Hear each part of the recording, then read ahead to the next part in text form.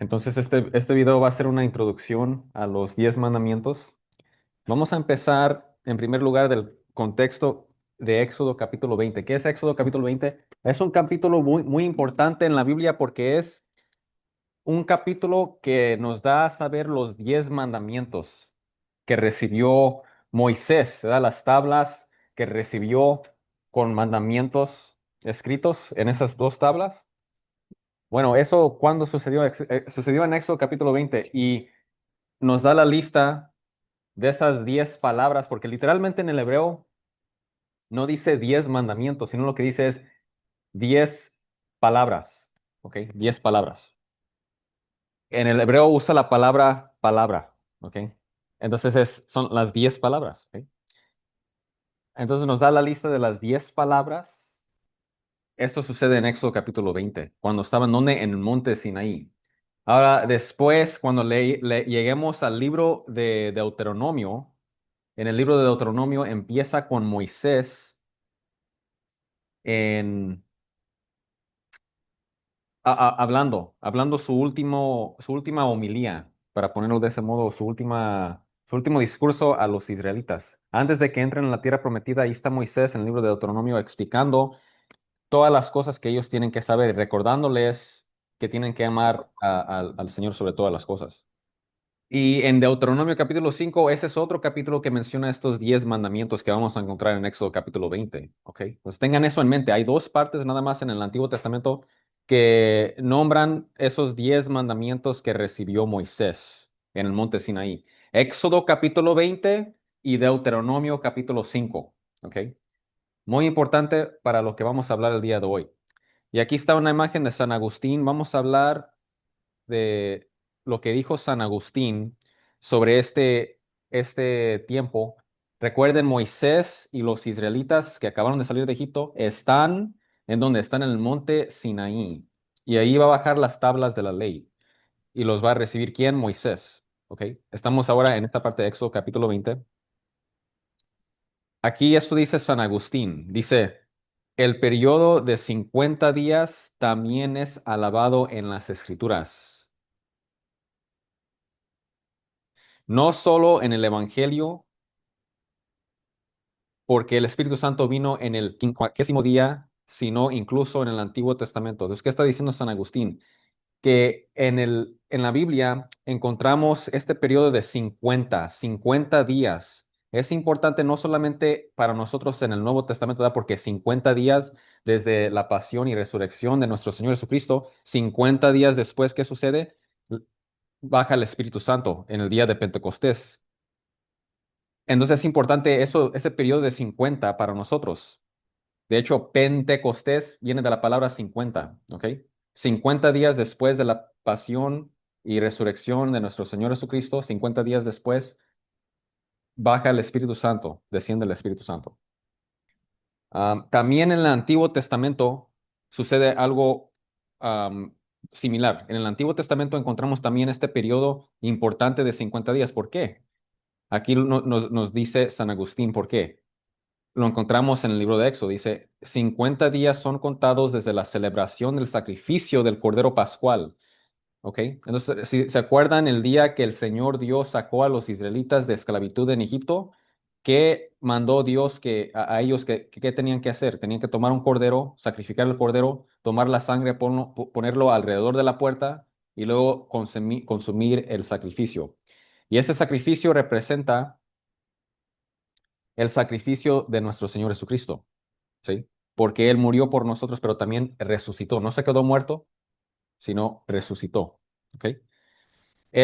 Jesús es nuestro Cordero Pascual. ¿Ok? Por su sacrificio nuestros pecados son perdonados y su sangre nos protege. Como en el Antiguo Testamento, este Cordero Pascual, tomaban la sangre del Cordero Pascual y ponían esa sangre alrededor de la puerta para proteger a los primogénitos de la muerte. También la sangre de Jesucristo nos protege a nosotros de la muerte espiritual. Y luego después, qué se hace? Se come el sacrificio. También nosotros comemos el sacrificio. Consumimos el cuerpo y la sangre de nuestro Señor Jesucristo en la Eucaristía. ¿Ok? Todo esto en el Antiguo Testamento, repito, representa la plenitud de la nueva alianza, del Nuevo Testamento. Entonces, ese día que el Señor Dios sacó a los israelitas de Egipto, mandó a celebrar esa celebración del Cordero Pascual, el sacrificio del Cordero Pascual. Y luego, ¿qué sucedió? 50 días después, dice, hasta el día en que la ley fue dada en el monte de Sinaí al siervo de Dios, Moisés. ¿Qué está diciendo San Agustín? Que 50 días después de la celebración del sacrificio del Cordero Pascual, 50 días después, ¿qué sucede? Baja la ley. Entonces, después, en los tiempos de los apóstoles, sucede lo mismo. Después de 50 días después de la pasión y resurrección de nuestro Señor Jesucristo, baja el Espíritu Santo. Antiguo Testamento, sacrificio del Cordero Pascual, 50 días después baja la ley. Nuevo Testamento, sucede el sacrificio, la pasión y resurrección de nuestro Señor Jesucristo. 50 días después baja el Espíritu Santo. O sea, hay esa conexión entre Antiguo y Nuevo Testamento que aquí San Agustín nos menciona. San Agustín también nos da prueba que sucedió 50 días después. No sé si se dieron cuenta con las fechas, ¿verdad? En Éxodo capítulo 19, versículo 1, dice que llegaron allí al monte Sinaí cuando el primer día del tercer mes. El primer día del tercer mes. ¿Ok? Si eso es, si eso es lo que nos dice la Biblia, entonces vamos a contar ahora. ¿Cuánto tiempo pasó desde el sacrificio del Cordero Pascual hasta el día que bajó la ley en el monte Sinaí? ¿Cuánto tiempo había pasado? Aquí está. Nos explica San Agustín que cuando sucedió el sacrificio del Cordero Pascual, el día 14, el día 14 del mes de Aviv, también conocido como el mes de Nisan. Ese es en el calendario hebreo, en el calendario de Moisés y Aarón, ese era el primer mes, dice Dios. Este va a ser tu primer mes, ¿ok? El primer mes del año hebreo, día 14, ese es el día que celebraron la fiesta pascual, ¿ok? El sacrificio del Cordero Pascual.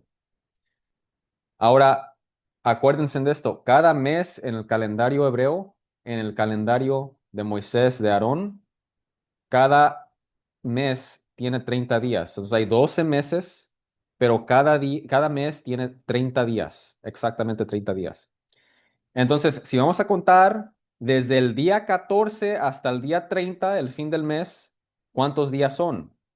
Si incluimos el día 14 ese es un día 15 es 2 días, día 16 y son 3 días. Cuentan hasta el día 30, el fin del mes, son 17 días. El primer mes pasó 17 días. ¿Ok? Y luego pasaron otro mes en el desierto. Ahí están otros 30 días. Total, ¿cuántos son? 47. Y luego llegan en el primer día del tercer mes. ¿A dónde? Al monte Sinaí.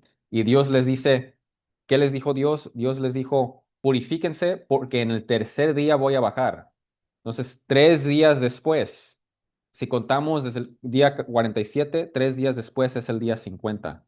Entonces, ¿cuándo bajó la ley? Si hacemos las calculaciones, según las fechas que nos da, es en el día 50 porque son 17 días del primer mes, 30 días del segundo mes y luego 3 días del tercer mes. Continuamos ahora. ¿Qué nos dice este santo? Este es San Cesario de Arles. ¿Ok? ¿Qué nos dice? Él habla de la importancia del número 3 en la Biblia. En la Biblia encontramos mucho este idea, esta idea de 3 días, 3 días, 3 días, ¿ok? El número 3 que representa la Santísima Trinidad, aquí nos va a dar la explicación. San Cesario de Arles. Dice, cuando Abraham ofreció a su hijo Isaac, si se acuerdan en Génesis 22, cuando Dios le dijo, ofréceme a tu hijo como holocausto en Monte Moria, el monte que te voy a mostrar, ¿sí se acuerdan? Eso es Génesis capítulo 22. Dice, Abraham era un tipo de Dios Padre, mientras que Isaac prefiguró a nuestro Señor y Salvador. ¿Eso qué quiere decir? Y si se acuerdan de la tipología, eso quiere decir que estas personas del Antiguo Testamento representan otras personas. Aquí, en este ejemplo, Abraham representa a Dios Padre, Isaac representa a Dios Hijo. ¿Ok? Si se acuerdan, por ejemplo, unos ejemplos, Isaac cargaba la leña sobre la cual iba a ser sacrificado, igual que nuestro Señor Jesucristo cargó la cruz donde fue sacrificado. Isaac entró a esa región en un burro, igual que nuestro Señor Jesucristo entró a Jerusalén en un burro. Isaac estaba acompañado por Abraham, su padre, y dos otros hombres, igual que nuestro Señor Jesucristo, con quien estaba en la cruz, obviamente con Dios Padre, ¿verdad? Que siempre estaba con él, pero también dos hombres al lado de él. Entonces hay muchos ejemplos, ¿verdad? Dice que Isaac cuando menciona a Isaac, menciona que él era hijo amado de Abraham, igual que nuestro Señor Jesucristo es el hijo amado del Padre. Entonces hay muchas conexiones con Abraham, Dios Padre, Isaac y nuestro Señor Jesucristo. Eso es lo que está diciendo San Cesario de Arles. Dice aquí, se muestra que el hecho de que llegó al lugar de sacrificio al tercer día, ¿ok? Representa el misterio de la Trinidad. Tres representa la Santísima Trinidad en la Biblia. Que el tercer día debe ser aceptado en el sentido de una promesa o misterio de la Trinidad, o sea, se refiere a la Santísima Trinidad, se encuentra con frecuencia en los libros sagrados. En el libro de Éxodo leemos que Moisés dijo, vamos a hacer un viaje de 3 días al desierto. ¿Se acuerdan cuando Moisés le dijo eso a Faraón? Le dijo, tenemos que irnos porque vamos a adorar a nuestro Dios, tenemos que tomar un viaje de 3 días al desierto. 3 días mencionó. Nuevamente, al llegar al monte Sinaí, se le dice a la gente, sea santificado y prepárate para el tercer día, ¿ok? El tercer día es cuando bajó la ley. También en los tiempos de Josué, ¿da? Cuando Josué estaba a punto de cruzar el Jordán, ¿ok? Cuando iban a entrar a la tierra prometida, dice, amonestó a la gente a estar lista al tercer día. Además, nuestro Señor Jesucristo resucitó al tercer día. Entonces, esto del tercer día, 3 días, el tercer día, el tercer día, el tercer día, representa la Santísima Trinidad y se encuentra con frecuencia en diferentes partes de la Biblia. Ahora vamos a entrar a los 10 mandamientos. Ahora que saben el contexto histórico, vamos a ver aquí, Éxodo capítulo 20, los 10 mandamientos, ¿ok? Los 10 mandamientos también que fueron dados en tablas a Moisés, también se encuentran en Deuteronomio capítulo 5. Éxodo capítulo 20 y Deuteronomio capítulo 5. Ahora les voy a hacer una pregunta. ¿La Iglesia Católica cambió los 10 mandamientos? Porque hay muchas personas que atacan en la iglesia y dicen, la Iglesia Católica cambió los 10 mandamientos. Bueno, la respuesta es no. Ahora, ¿cómo podemos explicar esto? Si vemos de nuevo Éxodo capítulo 20 o Deuteronomio capítulo 5, en ningún lugar van a encontrar que dice, este es el primer mandamiento, este es el segundo mandamiento, este es el tercer mandamiento. Miren, no están numerados. Es más, desde el versículo 2 hasta el último mandamiento que encontramos, hasta el final, pues, en el versículo 17, ¿cuántos versículos son ahí? Desde el 2 al 17 son más de 10 versículos. Entonces, ¿cómo los vamos a numerar? ¿Cómo vamos a numerar los mandamientos? ¿Cuál es el primer mandamiento? ¿Dónde se acaba el primer mandamiento? ¿Será el versículo 2? ¿Será el versículo 2 y 3? ¿Será el versículo 2, 3 y 4? ¿Será el versículo 2, 3, 4 y 5? ¿Verdad? ¿Ven cómo no está numerado? Entonces, diferentes tradiciones lo dividen de manera distinta, ¿ok? Les voy a mostrar esta numeración que viene desde la iglesia primitiva, ¿ok? La iglesia en los primeros siglos. Si tú le preguntas a un católico, estos son los 10 mandamientos que te va a dar, ¿ok? Dice, primer mandamiento, y por lo menos en el rito latino. Pregúntenle, enumera los 10 mandamientos. Eso es lo que van a decir. Primer mandamiento, yo soy el Señor tu Dios, no tendrás dioses extraños delante de mí. Segundo mandamiento, no tomarás el nombre del Señor tu Dios en vano. Tercer mandamiento, recuerda guardar santo el día del Señor. Honra a tu padre y a tu madre. Esa es la cuarta. Cuarto mandamiento, honra a tu padre y a tu madre. Quinto mandamiento, no matarás. Sexto mandamiento, no cometerás adulterio. Séptimo mandamiento, no robarás. Octavo mandamiento, no darás falso testimonio contra tu prójimo. Noveno mandamiento, no codiciarás a la esposa o esposo de tu prójimo, ¿verdad? Y luego el décimo mandamiento, no codiciarás los bienes de tu prójimo. Entonces ahora está la pregunta, ¿qué es el problema con esta lista? Pues no, en verdad no hay problema, ¿verdad? Es una lista muy, muy bien hecha. Pero hay personas que atacan a la iglesia, protestantes que atacan a la iglesia, ¿verdad? Personas que atacan a la iglesia y dicen que hemos arrancado mandamientos o que hemos cambiado mandamientos. ¿Por qué dicen esto? Bueno, en primer lugar, ellos dicen, mira, el primer mandamiento es, yo soy el Señor tu Dios, no tendrás dioses extraños delante de mí. Pero si leemos aquí Éxodo capítulo 20, mira lo que dice, yo soy el Señor tu Dios, no tendrás otros dioses delante de mí, no te harás ningún ídolo, ni semejanza alguna de lo que está arriba en el cielo, ni abajo en la tierra, ni en las aguas debajo de la tierra. ¿Dónde quedó eso en la lista de las imágenes? Ajá, la Iglesia Católica los quitó. ¿Sabe por qué la Iglesia Católica lo quitó? La Iglesia Católica lo quitó porque quieren construir ídolos y ellos tienen ídolos y adoran a los ídolos, ¿verdad? Las imágenes que ellos tienen esos son ídolos y por eso quitaron ese mandamiento de los 10 mandamientos. Eso es lo que ellos dicen, ¿verdad? Esto es incorrecto porque en primer lugar, esta es Biblia católica y aquí está escrito.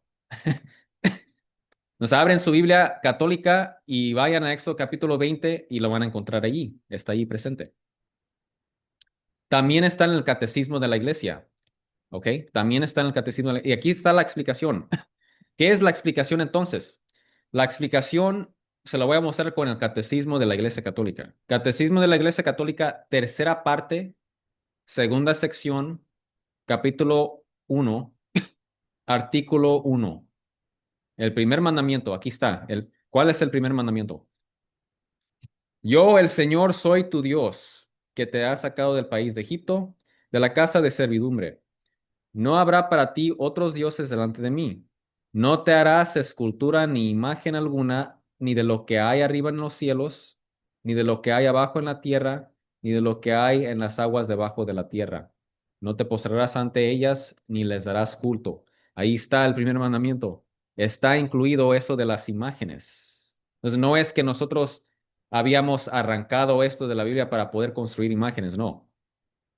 Está en nuestras Biblias y está en el catecismo. Lo único es que nosotros consideramos todos esos versículos como un solo mandamiento. Es decir, el mandamiento de no idolatrar, el mandamiento de tener un solo Dios. Todo eso es incluido en el primer mandamiento, ¿sí? Porque el primer mandamiento es que tenemos un solo Dios, hay un solo Dios y es el único Dios que debemos de adorar. Si sigues la primera parte, vas a seguir la segunda parte. Si tú crees en un solo Dios, no vas a construir ídolos, entonces todo va incluido. Cuando nosotros hacemos lista y decimos, por ejemplo, yo soy el Señor tu Dios, no tendrás dioses extraños delante de mí, esa es la manera breve de decir todo eso que acabamos de leer. Porque si crees en un solo Dios, no vas a construir ídolos, ¿verdad que no? Todo eso va incluido. Entonces, todo eso es el primer mandamiento. Si le preguntas a un protestante, y no todos los protestantes, ¿eh? Por ejemplo, los anglicanos, los luteranos también siguen esta lista. que tenemos aquí. Pero hay protestantes, por ejemplo, los pentecostales o los bautistas, que lo numeran diferente. Ellos dicen el versículo 2 y 3 son un solo mandamiento. Y luego el versículo 4 en adelante, ese es otro mandamiento, el segundo mandamiento. Entonces, cuando ellos miran nuestra lista, dicen, ah, ustedes lo quitaron. No, no es que lo hemos quitado, sino va incluido en el primer mandamiento. Los judíos rabínicos hacen lo mismo que nosotros hacemos. ¿En qué sentido? Bueno, ellos dicen que el primer mandamiento es el versículo 2, yo soy el Señor tu Dios. El segundo mandamiento, ellos dicen que es no tendrás otros dioses delante de mí y luego lo combinan con, con todo lo demás. Entonces ven cómo hay diferentes maneras de enumerarlos dependiendo a quién le preguntes. ¿Ok? Entonces no tienen ni una buena razón para rechazar esta lista. Miren, dice, no tendrás otros dioses delante de mí, ¿ok? Ahora, miren, miren cuántas veces, por ejemplo, en el versículo 4 vamos a ver cuántas veces dice no harás o no hagas esto, ¿ok? Dice, miren, no te harás ningún ídolo, ahí está un mandamiento. No los adorarás, ahí está otro. Ni los servirás, ahí está otro. Entonces, si quieren, pueden incluso formar ahí tres mandamientos, ¿no? Porque son tres diferentes mandatos. ¿Por qué estoy dando ese ejemplo? Porque quiero que sepan que lo pueden numerar de diferentes maneras. La manera que nosotros lo numeramos, no hay problema con la manera que lo hacemos. Tiene mucho sentido que desde el versículo 2 hasta en adelante, todos esos versículos sean un solo mandamiento, porque tiene que ver con la idolatría. Creemos en un solo Dios, ¿ok? Un solo Dios. Entonces ya respondemos a esa pregunta. Ahora, otra cosa que les gusta decir, por ejemplo, los adventistas del séptimo día, ellos son los que dicen esto. Dicen, ah, mira, aquí ustedes ponen, guardarás las fiestas. Ese es el tercer mandamiento. No, no, no. El tercer mandamiento tiene que ser, guardarás el sábado, en el sentido de que tenemos que guardar el sábado del Antiguo Testamento. El sábado del Antiguo Testamento se tiene que guardar como lo hacían los judíos, lo tenemos que hacer así también nosotros. No, porque con Jesús, cuando Él resucitó y cuando pues, Jesús ya vino, ya trajo para a nosotros la nueva alianza, Dios no quiere que entremos al pacto mosaico, sino que entremos al pacto nuevo y eterno de nuestro Señor Jesucristo. Y esto lo explica San Pablo en el Nuevo Testamento, Colosenses capítulo 2 versículos 16 al 17. Esto ya lo había mencionado anteriormente. De hecho, tengo tres videos refutando a los adventistas del séptimo día. Pueden entrar al canal y ver en playlists o listas de reproducción. Ahí está esa sección y pueden buscar ahí donde dice am, temas. En los temas tengo tres videos refutando a los adventistas del séptimo día. Lo pueden ver en más detalle, pero algo breve. Aquí les voy a mostrar Colosenses capítulo 2. ¿Por qué tanta importancia le damos al domingo en vez del sábado? Miren aquí que no es necesario guardar el sábado del Antiguo Testamento. Colosenses capítulo 2 versículos 16 al 17 dice, así que nadie los juzgue a ustedes por lo que comen o beben con respecto a días de fiesta religiosa, es decir, fiestas judías que se celebraban, por ejemplo, que se encuentran en Levítico 23 en el Antiguo Testamento. Entonces, aquí San Pablo está diciendo, esas cosas judías del Antiguo Testamento, no se preocupen por hacerla, simplemente sigan a Cristo y lo que Cristo manda. No se preocupen de las lunas nuevas, porque cada luna nueva, es decir, cada mes, cada principio del mes, tenían celebraciones judías. O de sábado, ¿ok? Que nadie te venga a juzgar porque no guardas el sábado, ahí está. ¿Por qué? San Pablo dice, todo esto es una sombra de las cosas que están por venir. La realidad se halla en Cristo. Entonces, todo esto, todas estas cosas que se acabó de mencionar, todas estas leyes del Antiguo Testamento, eran sombras de las cosas que han de venir. Pero la realidad se halla en Cristo. Entonces, todo esto está apuntando a Cristo. Cristo ya vino. Entonces, son sombras simplemente. Es como si tú estás en tu habitación y en el pasillo ves que viene viene una sombra, ¿ok? Bueno, ¿qué vas a decir? Si estás solo en casa te vas a asustar. No se crean. Pero si ustedes miran una sombra, ¿verdad? En el pasillo, ¿qué van a decir? Oh, viene una persona, viene alguien. Y cuando lleguen a tu habitación y miras la realidad, miras el cuerpo, miras la sustancia, ya no te vas a fijar en la sombra, ahora te vas a fijar en la persona que ya llegó. Por lo tanto, todas estas sombras del Antiguo Testamento, sacrificios de animal, los anillos del séptimo día no guardan eso, no guardan lunas nuevas, no guardan eso. ¿Por qué? Porque son sombras, pero tampoco se necesita guardar el sábado del Antiguo Testamento. ¿Por qué? Porque eran sombras apuntando hacia Cristo. Nos indicaba que viene una persona, pero esa persona, Cristo, ya llegó. Ya no nos fijamos en las sombras, ahora nos fijamos en la persona Jesús. Entonces, ¿quién es el verdadero sábado? ¿Quién es el nuevo sábado? Jesús. Y por lo tanto, el día domingo, porque resucitó en el día domingo, mostrando su señoría, que Él es el Señor. Por eso el domingo es el día del Señor. ¿Ok? Y por eso se reunían los apóstoles. Por ejemplo, Hechos capítulo 20 versículo 7 dice, cada primer día de la semana, es decir, cada domingo, porque el primer día de la semana en la Biblia es el domingo, cada domingo se reunían para la fracción del pan, es decir, celebrar Eucaristía, cada domingo. Y también, por eso es obligación ir a misa los domingos, ¿verdad? La importancia de ir a misa los domingos. También, si se puede cumplir el precepto del domingo el día sábado a las 4 de la tarde en adelante. Y eso cumple el precepto del domingo.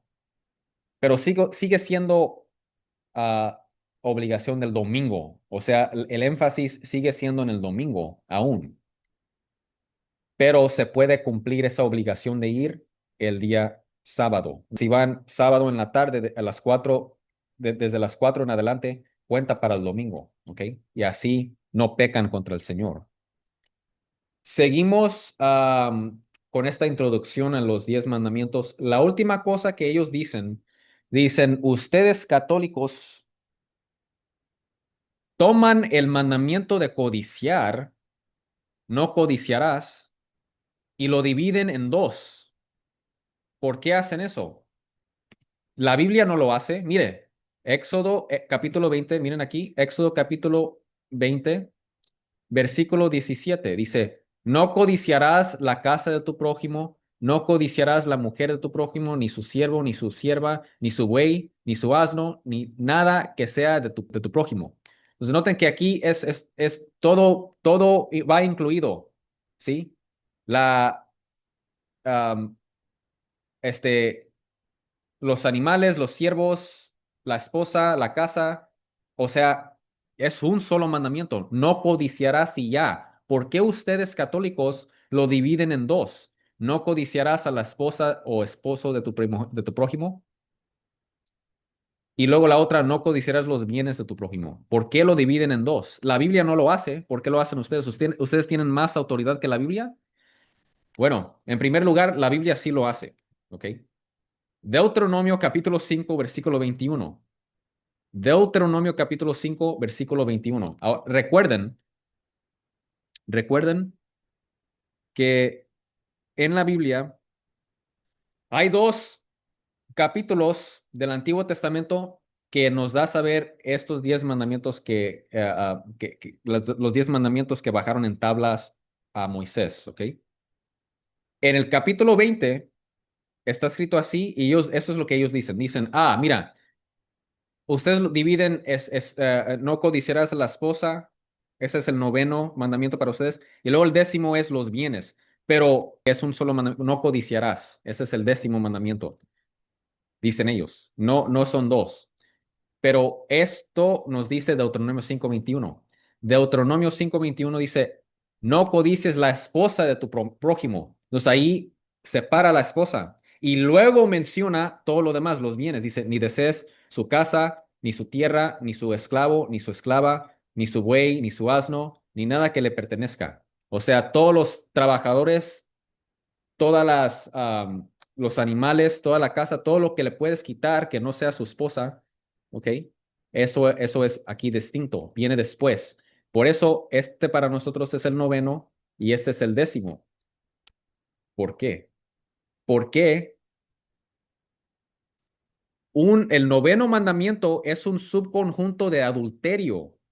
El otro, el décimo mandamiento es un subconjunto de robo. Porque uno es quitar bienes, el otro es quitar esposa. Son dos cosas completamente distintas, ¿verdad? Porque uno es para cometer adulterio, el otro es simplemente para tener más que el otro, ¿ok? Entonces, se dividen aquí en dos. No hay problema, ¿ok? No hay problema con hacer eso. Es simplemente que ahí está distinguiendo la naturaleza de ambas formas de codiciar, ¿ok? Ok, entonces ya dimos la respuesta a eso. Ok, ahora, si se acuerdan la semana pasada, cuando llegaron los israelitas al monte Sinaí y Dios dijo, alístense para el tercer día. ¿Qué sucedió en el tercer día? Salió una nube muy negra, oscuridad, truenos, relámpagos, am, el sonido de un cuerno. Entonces, am, o sea, era así una situación muy interesante porque cada vez que hablaba Moisés, Dios le respondía como dice, en truenos y relámpagos. Entonces, era una situación milagrosa que de hecho les llegó el miedo a las personas, les llegó el miedo a las personas allí presentes. Y ahora está la pregunta, entonces, ¿para nosotros los cristianos también nos hemos acercado a un monte o no? Y la respuesta es sí. Aquí está en Hebreos capítulo 12 versículos 18 al 24, ¿ok? Hebreos 12 18 al 24. La carta a los Hebreos, si se acuerdan, es una carta escrita a los hebreos. Sorpresa.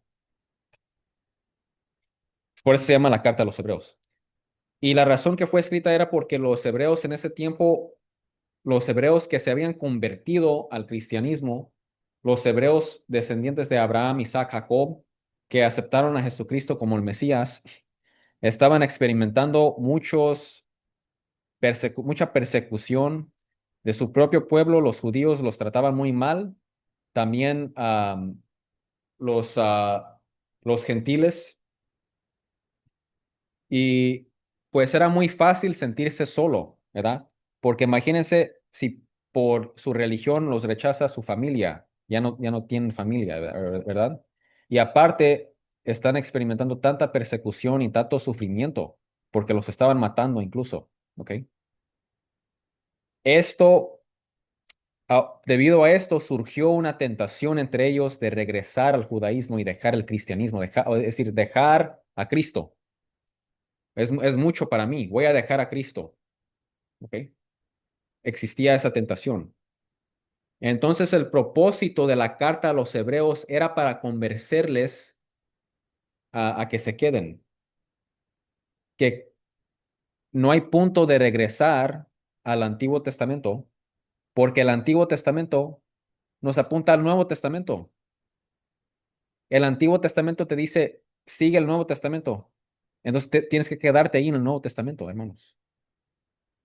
Ya llegó el Nuevo Testamento, ya llegó el nuevo pacto y tenemos que formar parte de eso.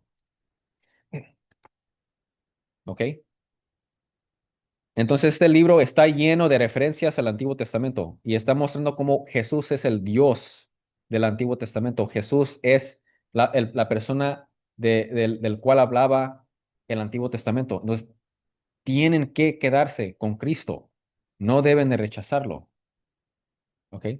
Y ahora va a hacer referencia a lo que sucedió en Éxodo capítulo 19, con los relámpagos y los truenos, cuando todas las personas estaban allí y Moisés hablaba y Dios le respondía en relámpagos y truenos. Dice aquí, ustedes no se han acercado a una montaña que se puede tocar o que esté ardiendo en fuego, tampoco a oscuridad, tinieblas o tormenta. ¿Ok? Se refiere a lo que sucedió en Éxodo capítulo 19. Ni a sonido de trompeta, ni a tal clamor de palabras que quienes lo oyeron suplicaron que no se les hablara más, porque no podían soportar esta orden. Eh, Será apedreado todo el que toque la montaña, aunque sea un animal. Eso es lo que pasó en el Éxodo capítulo 19, ¿verdad? Dios dijo, nadie toque la montaña. Nadie toque la montaña, ni siquiera un animal, para que ellos vean la importancia de lo que estaba sucediendo, que la presencia de Dios estaba allí. No lo podían soportar, estaban tan asustados. Por eso dice el versículo 21, tan aterrador era este espectáculo que hasta Moisés dijo, estoy temblando de miedo. Ahora, comparen esta experiencia ahora con esto, lo que va a explicar aquí en la carta de los Hebreos. Dice, por el contrario, ustedes, todos ustedes que aceptan a Cristo de aquí, lo está escribiendo a los Hebreos, pero también aplica para cada cristiano que acepte a Cristo, que tenga en Cristo en su mente, en su corazón, que forme parte del cuerpo de Cristo. Ustedes se han acercado al monte Sión, a un nuevo monte, al monte Sión. ¿Cuál es ese monte Sión? ¿A qué se refiere? A la Jerusalén celestial. Se refiere al cielo. Nos hemos acercado al cielo, la ciudad del Dios viviente. Ahí está la presencia de Dios. Se han acercado a millares y millares de ángeles. Ahí están los ángeles presentes en el cielo. A una asamblea gozosa, a la iglesia de los primogénitos inscritos en el cielo. Entonces ahí están las almas de los justos, ¿verdad? Se han acercado a Dios, el juez de todos. Ahí está Dios en el cielo. A los espíritus de los justos que han llegado a la perfección. Todos los santos, ¿verdad? Están perfectos en el cielo. No tienen ningún pecado, están perfeccionados. A Jesús, ahí está Jesús, el mediador de un nuevo pacto, y a la sangre rociada que habla mejor que la de Abel. ¿Por qué? Porque la sangre de Jesucristo es poderosa, ¿verdad? Quita el pecado del mundo, ¿ok? La sangre que derramó Abel, dice el libro de Génesis que clamaba a Dios, pero también la sangre de Cristo, y es más grande la sangre de Cristo porque perdona el pecado, quita el pecado del mundo, derrama gracia sobre nosotros, ¿verdad? ¿Ok? Entonces ahí está la prueba que nosotros, al estar en Cristo, nos acercamos al cielo. Jesús abrió los cielos cuando Él vino. Él vino, murió por nuestros pecados, bajó, dice el credo de los apóstoles, descendió a los infiernos. ¿Eso qué quiere decir? ¿Que fue al infierno, al lugar de tormento? No, no, no. Lo que ahí se refiere es que Jesús, cuando dice bajó a los infiernos, se refiere al lugar de los muertos, porque antes de Jesús, Abraham, Isaac, Jacob, Moisés, todas las personas justos antes del tiempo de Jesús no podían entrar al cielo. Si uno muere antes de Jesús, pues no podían entrar al cielo. Tenían que esperar hasta que llegara Jesús. Si fuera un alma justo, se van a quedar en la parte de los justos. Si eran injustos, estarán en el lugar de tormenta. Pero los justos aún no están en el cielo, tenían que esperar hasta que llegara Jesús para abrir el cielo. Por eso descendió a ese lugar, para abrir el cielo y para darles la entrada a todas esas personas. Y según hay una tradición que nos dice que las primeras personas de entrar eran Adán y Eva. Ahí están en el cielo. Entonces, ahorita hay santos en el cielo perfeccionados, vivos. ¿Ok? La muerte no es el final. Y vemos aquí que Jesús es el mediador de un nuevo pacto. ¿De cuál? Del pacto nuevo y eterno. Igual que Moisés aquí va a ser, aquí en el libro de Éxodo, Moisés es el mediador del pacto mosaico. Jesús es el mediador del nuevo pacto, ¿ok?